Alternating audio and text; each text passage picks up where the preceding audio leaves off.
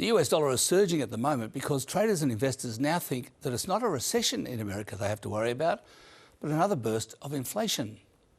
And that's because both presidential candidates plan to either increase government spending or cut taxes, or both, and therefore increase the budget deficit, with estimates ranging up to an extra $15 trillion. Now, that sort of fiscal stimulus would make a recession completely impossible and spell the end of any interest rate cuts.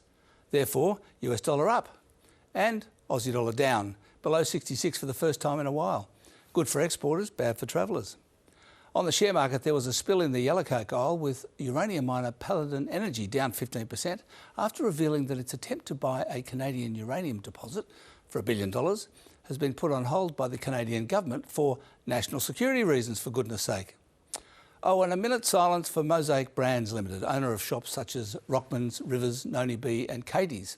It was suspended and put on life support 2 months ago, but the plug was pulled today and it's gone to meet its receiver.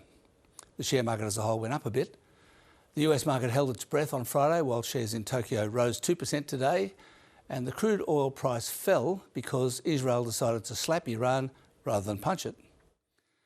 The Financial Review had an interesting graph today. The number of property investors or landlords is in decline, especially those that are negatively geared. The proportion of taxpayers claiming tax losses has fallen below 10% for the first time in 20 years. And that's finance.